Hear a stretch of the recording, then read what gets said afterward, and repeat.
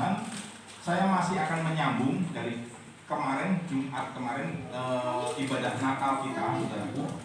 Saya merenungkan dan saya mempelajari kembali ayat yang kemarin menjadi dasar fondasi untuk kita mendengar firman Tuhan tentang Natal kemarin, yaitu lahirnya Yesus Sang Mesias. Kemarin kita membahas dari Matius 16 ayat 13 sampai 20, saudaraku, ya. Lahirnya Yesus Sang Mesias. Jadi di sini ditekankan bahwa Yesus itu adalah Sang Mesias itu, saudaraku.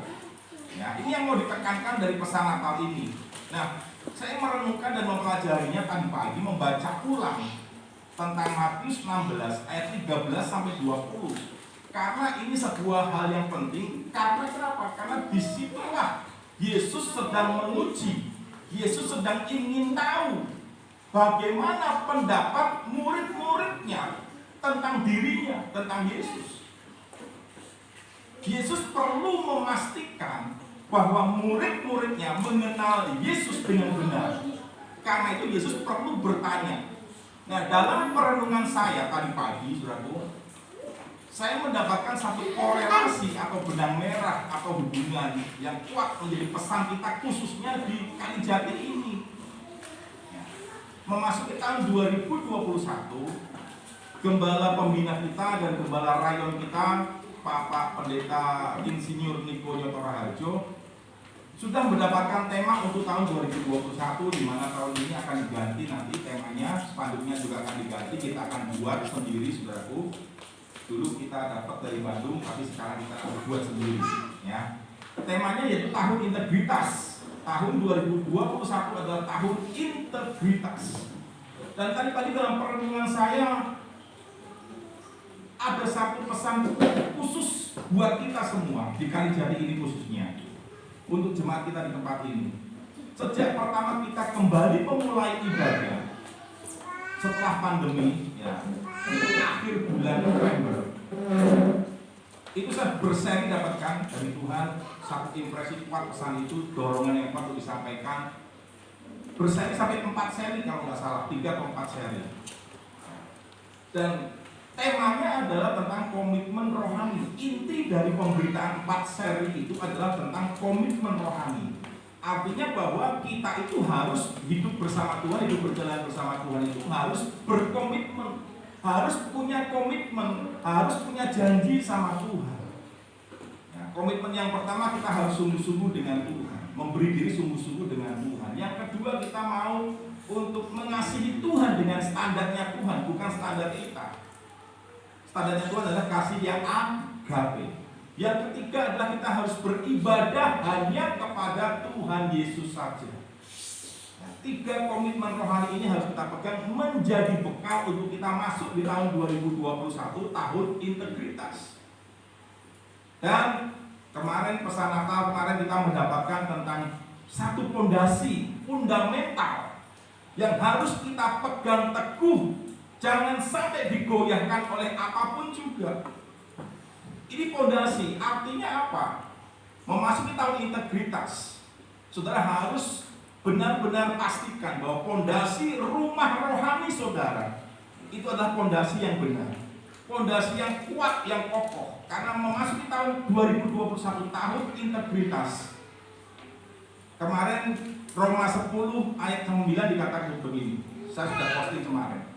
Dengan barang siapa dengan mulutnya mengaku bahwa Yesus Kristus itu adalah Tuhan, dan dengan hatinya ia percaya bahwa Yesus itu mati, bangkit untuk menebus dosa kita, maka ia diselamatkan. Ada 2 unsur di sini, ada pengakuan lewat mulut dan ada iman percaya dengan hati. Jadi artinya begini, tahun integritas itu adalah tahun di mana antara mulut dan hati harus sama. Amin, saudaraku. Komitmen rohani dibarengi dengan integritas, dengan fondasi yang kuat dalam iman kita, dalam kekristenan kita. Kemarin kita belajar 3 hal, fondasi yang tidak boleh diganggu-gugat. Ini adalah filter terakhir, screening terakhir yang nggak bisa dikutak-kutik, saudara. Bapak-bapak gereja kita sudah merumuskan ini, sudah menyepakati ini sesuai dengan apa yang Tuhan nyatakan melalui Alkitab kita, yang kita baca dan kita percayai.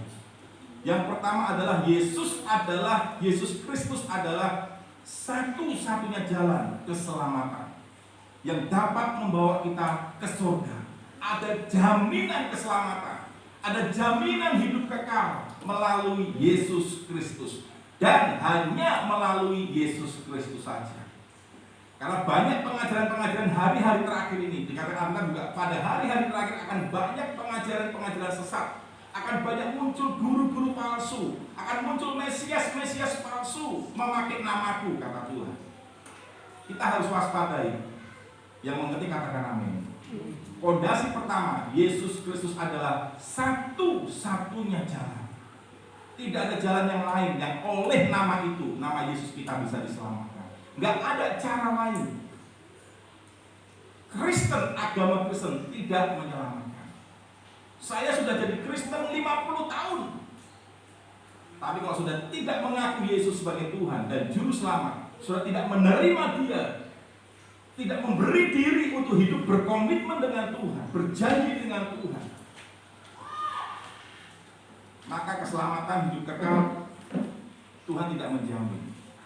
Karena yang Tuhan jaminkan adalah barang siapa percaya dengan hatinya dan dengan mulutnya dia mengaku, kemudian dia berani berjalan dengan komitmen, berjalan bersama Tuhan. Aku mau sungguh-sungguh Tuhan, sekalipun jalannya sempit, aku mau sungguh-sungguh Tuhan. Amin, saudaraku. Karena daging tidak mendapat bagian dalam kerajaan surga. Kalau saudara hidup terus dengan kedagingan, jaminan keselamatan tidak berlaku. Ingat, saya pernah kasih ilustrasi, kalau kita beli barang-barang elektronik, ada jaminannya, ada garansinya. Tetapi kalau itu penyebab kerusakannya adalah kesalahan atau human error atau kesalahan manusia, pemakainya salah, maka pihak toko, pihak perusahaan tidak lagi mau menjamin. Amin, sampai di sini sudah mengerti? Sudah beli handphone, sampai di rumah, baru sampai di rumah keceluk, jatuh. Sudah bawa, Pak, garansi. Oh, nggak berlaku, nggak bisa, karena ini kesalahan dari manusianya. Sama dengan keselamatan pun juga demikian, saudara. Kalau dari human errornya kita nggak mengikuti petunjuk manual Alkitab, petunjuk hidup kita. Saudara, kalau beli barang elektronik ada buku manual petunjuknya nggak? Pasti ada kan? Saudara harus baca. Kalau saudara nggak baca, menggunakan salah, tidak dijamin bisa diganti. Tapi kalau itu cacat produksi dari pabrik, ya diganti. Tapi kita percaya bahwa firman Tuhan itu, Alkitab firman Tuhan itu tidak salah. Ini yang kedua, fondasi yang kedua.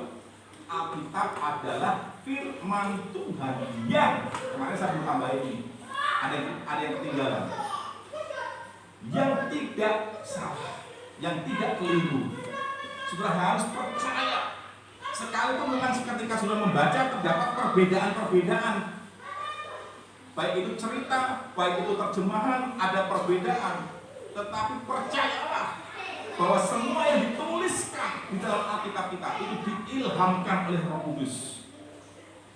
Kalau sudah baca kitab 4 Injil, Matius, Markus, Lukas, Yohanes, itu memang ada cerita-cerita yang sama, tapi ceritanya bisa berbeda. Temanya sama, tentang mungkin Yesus memberi makan 5.000 orang. Nanti di bagian lain ada lagi Yesus memberi makan 4.000 orang. Nanti ada lagi dikatakan Yudas matinya seperti ini. Di kitab ini matinya seperti ini. Di kitab Injil ditulis bahwa Yudas itu mati gantung diri. Tetapi di kitab Kisah Rasul dikatakan perutnya terbelah, loh, yang benar yang mana? Ada paradok-paradok seperti itu, tapi percayalah, yakinlah, ini fundamental sekali. Alkitab yang sudah pegang, yang sudah memiliki, yang sudah baca, yang kita imani bersama, yang kita jadikan sebagai pedoman petunjuk hidup kita, itu tidak keliru. Kasih tahu kiri kanan, Alkitab tidak keliru. Amin. Alkitab tidak salah. Itu harus sudah pegang teguh. Sekalipun mungkin orang-orang lain menyatakan Alkitab itu banyak salahnya. Yang dimaksud Alkitab tidak salah, Alkitab tidak itu dalam konteks ininya aslinya. Buku pertamanya, kali sudah melalui terjemahan dari banyak literatur diterjemahkan, ada gaya bahasa, ada perbedaan makna bahasa, itu yang membuat sedikit ada perbedaan-perbedaan. Tetapi kalau di dalam yang pertama, dalam perkamennya itu, yang aslinya itu tidak keliru. Amin, saudaraku. Jadi makanya kita perlu dalam membaca Alkitab, mempelajari Alkitab juga perlu belajar apa sih bahasa aslinya. Itu sudah banyak referensinya, buku-buku referensinya sudah banyak, saudara. Inilah yang menjadi tuntunan kita di akhir tahun 2020 untuk bekal kita memasuki tahun 2021. Saya simpulkan buat saudara makna dari pesan ini. Yang pertama, memasuki tahun integritas 2021. Ayo, mulailah berkomitmen dengan Tuhan. Miliki komitmen rohani dan jalankan komitmen itu, saudaraku. Ya, banyak orang-orang Kristen mengalami lemah di sini. Hamba-hamba Tuhan pun juga jujur diakui banyak punya kelemahan dalam komitmen rohani. Gak bisa menjalankan komitmen rohani sungguh-sungguh, kemudian mengasihi dengan kasih agape, ada motivasi-motivasi yang menyeleweng. Yang harusnya kasih agape itu kasih yang sekalipun, kasih yang walaupun, tapi seringkali kita mengasihi itu karena ada sesuatunya gitu. Yang ketiga, kita juga kadang seringkali beribadah bukan hanya kepada Tuhan saja, sehingga kita kalahkan Tuhan, kita singkirkan Tuhan demi untuk tujuan apa? Uang, karir, kemewahan, kekayaan, jabatan dan sebagainya, status sosial. Kita kalahkan Tuhan Yesus. Beribadah hanya kepada Tuhan Yesus saja. Artinya harus menempatkan Yesus di atas semuanya, kepentingan-kepentingan kita. Waktunya untuk Tuhan, kasih untuk Tuhan. Amin, saudaraku. Jangan tinggalkan ibadah-ibadah kita. Ingat, umat Israel dibawa keluar Tuhan dari tanah Mesir, perbudakan Mesir. Tujuannya adalah satu, supaya mereka beribadah kepada Tuhan.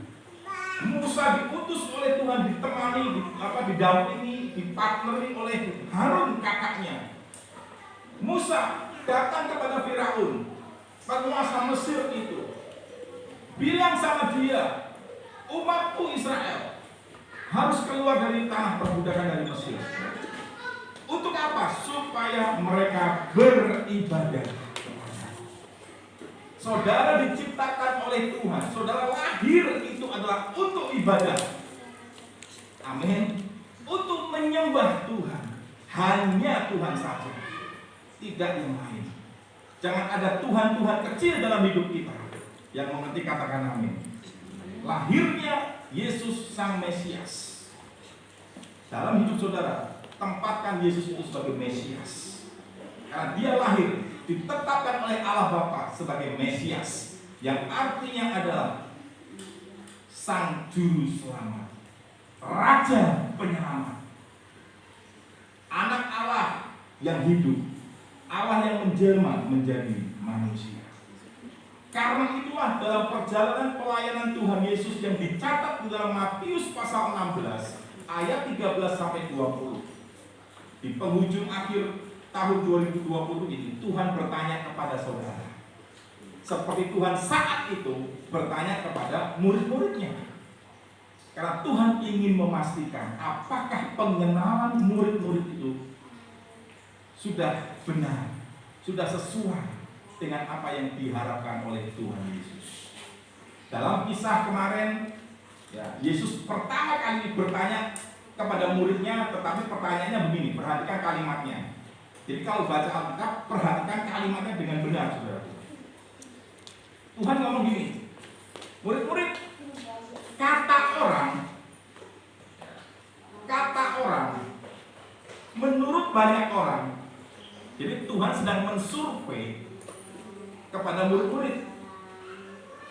Coba kasih tahu saya, kira-kira Tuhan mau ngomong gitu. Menurut banyak orang yang kamu dengar, selama engkau melayani dan menyampaikan berita atau pengajaran yang telah aku sampaikan kepadamu, kasih tahu ke saya apa pendapat mereka, apa pandangan mereka, apa pengakuan mereka tentang aku. Murid-murid bertanya berdasarkan pengalaman di lapangan. Jadi ceritanya Yesus memuridkan 12 murid itu. 12 murid itu kemudian menginjil, memberitakan juga. Diutus dua orang. Ingat cerita itu, dibekali dengan kuasa dan mereka menyembuhkan orang-orang yang sakit, memberitakan tentang Yesus. Nah, sekarang Yesus ingin tahu apa buahnya, apa hasil pengajaran dari murid-muridnya itu. Artinya murid-murid ada yang ngomong begini, oh ada yang berkata, orang-orang yang itu saya dengar menganggap engkau itu adalah Yohanes Pembaptis. Ada yang bilang lagi, murid yang lain kasih pendapat. Ada yang bilang engkau ini adalah Yeremia. Murid yang lain ngomong lagi. Ada yang berkata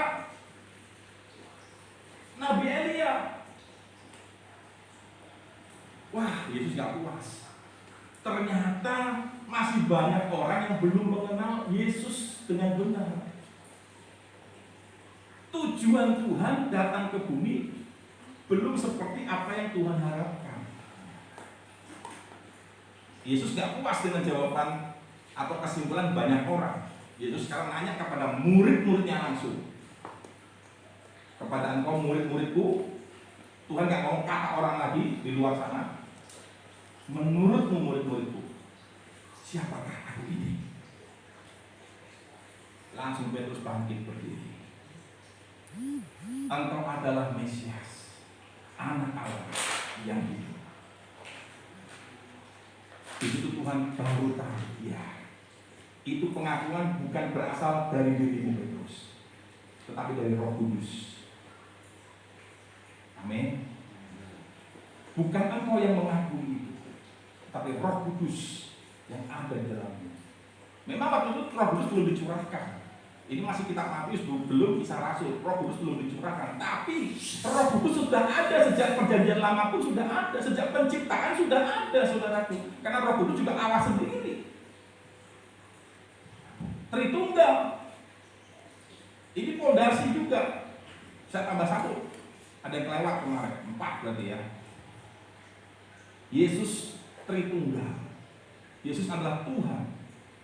Yesus adalah satu-satunya juru selamat, satu-satunya jalan keselamatan. Alkitab adalah firman Tuhan. Dan Yesus itu adalah Allah Tritunggal. Itulah 4 fondasi. Saya tambahkan 1 hari ini. Kemarin kita bahas 3. 4 fondasi ini jangan pernah digoyahkan. Hafalkan ya. Ayo, yang pertama apa tadi? Yesus Kristus adalah satu-satunya jalan keselamatan. Yang kedua, Yesus Kristus adalah Tuhan. Yang ketiga, Yesus Kristus adalah Allah Tritunggal. Yang keempat adalah Alkitab adalah firman Tuhan. 4 fondasi ini pegang teguh. Jangan mau digoyahkan, jangan mau digeser oleh apapun juga. Yang mengerti katakan amin. Memasuki tahun 2021, Tuhan sekarang nanya kepada saudara, menurut saudara pribadi, siapakah Yesus itu? Menurut Pak Lambok, haleluya. Siapakah Yesus itu menurut Pak Lambok? Saya juga mau pastikan. Yesus adalah anak Allah. Anak Allah yang hidup. Oke. Sah, saudara. Berarti betul sesuai dengan Alkitab. Loh, jangan dikira dalam jemaat dengar berita seperti ini ada yang nggak percaya loh, saudara. Betul. Makanya saya harus pastikan ini di sini ini satu orang nggak nih, satu iman nggak, satu pengakuan nggak. Ini perlu. Menurut Pak Silaban, papanya Yosean, ada 2 Pak Silaban soalnya di sini, jadi harus dikasih keterangan. Menurut Pak Silaban, papanya Yosean. Siapakah Yesus itu? Anak Allah yang hidup dan juru selamat. Anak Allah yang hidup dan juru selamat. Siapa lagi? Menurut Elis, siapakah Yesus itu? Juru selamat. Juru selamat. Percaya? Haleluya. Ibu yang di depan mabuk. Kemarin ketemu saya waktu olahraga pagi. Ibu bertanya, Pak kapan mulai ibadah? Waduh. Ya Bu, segera Bu, nanti diatur ya, direncanakan ya. Puji Tuhan, sekarang bisa ketemu Bu ya. Oke. Menurut Ibu, siapakah Yesus? Anak Allah yang hidup dan juru selamat. Ibu percaya? Menerima Dia sebagai apa? Sebagai Tuhan dan juru selamat. Hati percaya betul? Mulut mengakui? Selamat. Maka aku diselamatkan. Haleluya. Tepuk tangan.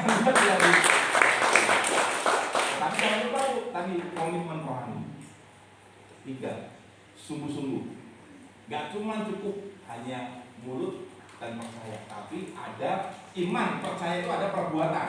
Ingat saudaraku, iman tanpa perbuatan adalah mati.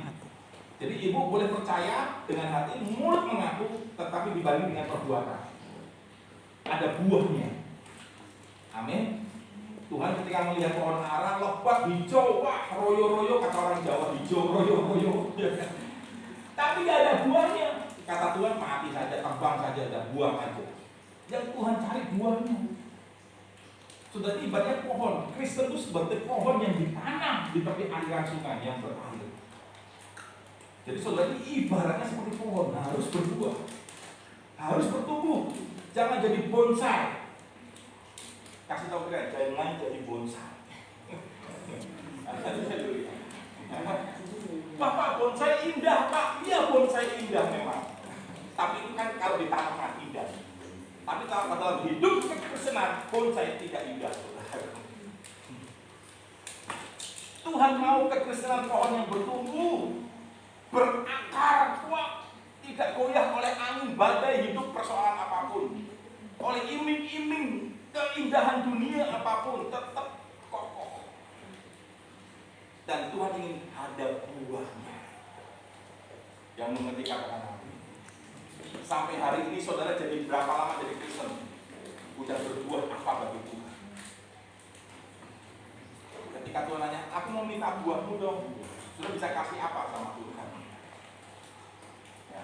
Yang Tuhan minta kesungguhan kita ikut Tuhan, berani bayar harga bagi Tuhan, itu yang Tuhan minta. Kekristenan tanpa bayar harga itu nol besar. Betul, kekristenan tanpa kita berani bayar harga itu nol besar. Di hadapan Tuhan nol besar. Tuhan bilang kan, enyahlah engkau daripada pembuat penjahat. Loh, kaget orang itu. Matius 7 ayat 23. Tuhan, aku melakukan mujizat, aku menyembuhkan orang-orang sakit. Tapi Tuhan tetap ngomong, aku gak kenal. Sorry bro, sorry sis, aku gak kenal kamu, kata Tuhan. Loh kenapa Tuhan? Aku tidak melakukan kehendak Bapa. Berarti ada sesuatu yang menurut dia pribadinya dia sudah lakukan untuk Tuhan, tetapi kedalaman hatinya hanya Tuhan yang tahu.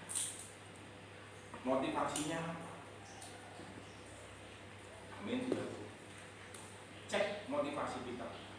Kita ibadah motivasinya apa? Kita melayani Tuhan motivasinya apa? Itu semua diukur oleh Tuhan. Yang mengerti katakan amin. Mungkin selama ini sudah nggak pernah dengar pengajaran seperti ini, tapi inilah saudara di tempat ini dipersiapkan dari umat yang layak. Tuhan mau mengajar kita dewasa rohani, saudara. Orang yang dewasa rohani bisa menerima makanan keras. Kalau bayi belum bisa. Nah itu indikatornya. Saudara kalau bisa menerima firman yang keras, berarti saudara ada ciri-ciri saudara dewasa rohani. Tapi ketika saudara dengar makanan keras, firman yang keras, sudah tersinggung sakit hati, berarti masih bayi. Baca firmannya, bukan kata saya ngutip firman itu. Di dalam 1 Korintus, jemaat Korintus itu masih duniawi, masih kanak-kanak, sampai Paulus ngomong, engkau belum bisa diberi makanan keras, susu yang kamu pinginin terus. Makanan yang enak-enak, yang bikin terhibur, ketawa, ketiwi, yang ikut banyak lucu-lucu. Tapi sampai rumah, pulang, lupa semua. Tadi khotbahnya apa? Wah, lucu pokoknya. Yang diingat yang lucunya, bukan pesannya. Wah, bodoh itu pendeta. Itu yang diingatnya, saudara. Tapi kita belajar di tempat ini. Amin, saudaraku. Jadikan Yesus sebagai Mesias. Artinya apa? Harus dengan komitmen rohani. Yang kedua adalah fondasi kekristenan saudara jangan sampai goyah.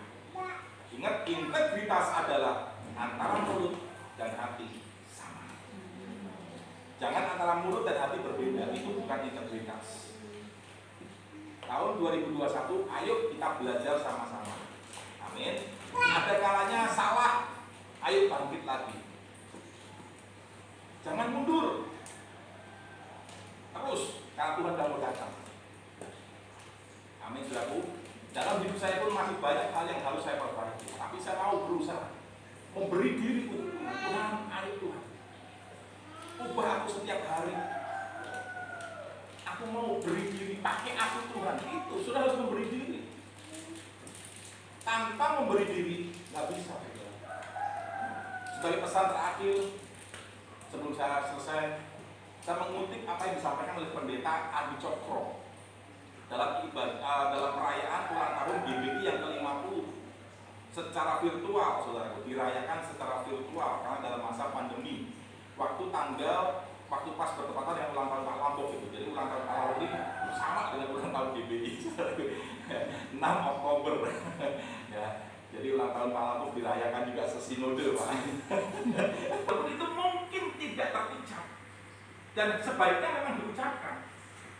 Karena butuh pengakuan kan. Tapi kita tuh walaupun mungkin nggak bisa terucap, tapi paling tidak bisa tergambar, bisa terdeteksi, bisa terlihat dari respon tanggapan kita. Di dalam apa? Dalam program pemuritan. Di pool itu ada yang tadi aku katakan, pool ini wadah pemuritan. Buat wadah kita ini, pool ini wadah pemuritan. Jadi semua harus masuk di pool, dimuridkan di sana. Di pool itu sudah diajar untuk bagaimana sudah melayani, bertumbuh bersama, memenangkan jiwa. Amin, saudaraku. Makanya ayo, saya berdoa di tempat ini jemaat semua ikut pool setiap hari Rabu. Ya, ikut pool. Walaupun kita mungkin belum bisa berkumpul seperti dulu, ya, tapi paling tidak di dalam keluarga saudara sendiri atau lingkup teman-teman di lingkungan kita, ayo kumpul, baca firman, pujian penyembahan, baca firman, sharing, punya kesaksian apa, ceritakan, saling membangun. Amin, saudaraku. Atau nanti ke depan kita siapkan melalui Pak Lampok sebagai ketua poolnya, ya. Potong daun-daun atau ranting-ranting untuk supaya pohon itu bertumbuh, sudah berani bayar harga. Tetapi untuk diri kita untuk bertumbuh, kenapa kita nggak berani bayar harga? Hitung-hitungan, kuota, pulsa. Ayolah, baru berani bayar harga. Dulu saya waktu masih nganggur, saudaraku, saya tinggal di Cibiru, Ranca Efek Cibiru sana. Mari bagi semuanya. Haleluya.